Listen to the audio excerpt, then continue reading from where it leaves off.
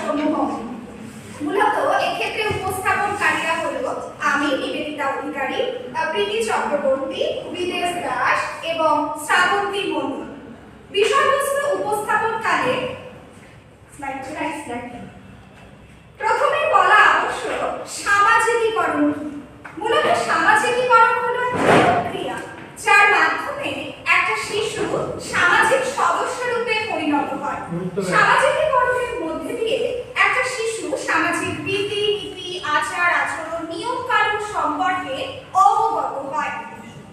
এই সামাজিকীকরণের বহুবিধ সংস্থা রয়েছে। তার মধ্যে উল্লেখযোগ্য হলো ফ্যামিলি বা আমরা বলতে পারি পরিবার, বিদ্যালয় প্রতিষ্ঠান, পিয়ার গ্রুপ বা সমবয়সীদের গোষ্ঠী, ধর্মীয় প্রতিষ্ঠান, সংস্কৃতি ইত্যাদি। এ প্রসঙ্গে প্রথমেই বলা আবশ্যক যে একটা পরিবার শিশুর সামাজিকীকরণে কিরূপ গুরুত্বপূর্ণ ভূমিকা পালন করে থাকে। প্রথমত, একটা পরিবারের মধ্যে শিশু প্রথম সম্পর্ক সম্পর্কে অবহিত হয়।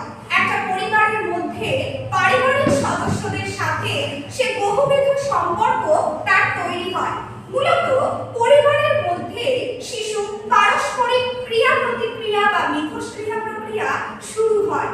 দ্বিতীয়ত, পরিবারের আরো একটি দায়িত্বের মধ্যে উল্লেখযোগ্য হলো যে একটা পরিবারের মধ্যে শিশু পারিবারিক সদস্যদের সহায়তায় বিভিন্ন ধরনের কাজ করতে শেখে এবং সেই কাজগুলো সে আনন্দের ছলে, খেলার ছলে করতে শেখে। মূলত এই কাজগুলোর মধ্যে দিয়ে তার সুদূর ভবিষ্যতে স্বনির্ভর জীবনযাপন অত্যন্ত সহায়ক হয়ে ওঠে।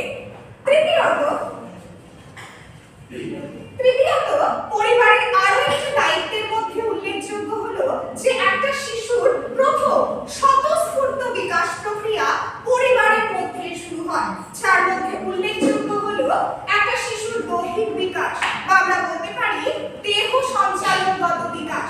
এছাড়াও শিশুর সামাজিক ক্রিয়াগুলির বিকাশ, মানসিক বিকাশ, প্রাক্ষণিক বিকাশ ইত্যাদি বিভিন্ন দিকের বিকাশ একটা পরিবারের মধ্যে প্রথম সূচনা ঘটে।